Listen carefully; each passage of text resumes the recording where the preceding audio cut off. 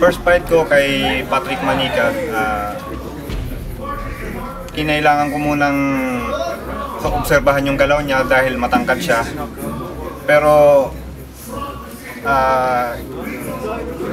so mahaba siya para sa akin, kaya dapat tumikit ako. Pero sa hindi inaasahan, na-injury na agad ako sa unang round. Kaya pinilit kong tapusin yung round.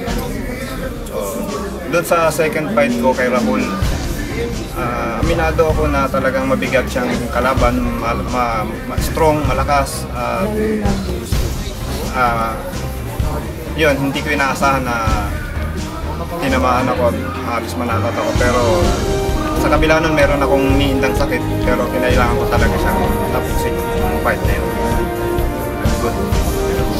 Masaya ako na isa ako sa napili ngayon dito sa Pilipinas para lumaban sa ibang bansa at makakaharap ko yung mga mandirigma fighters na world class. Pero ano man ang mangyari, maghahanda ako sa ensayo at looking forward ako sa mga magkakalaban ko para sa $1 million.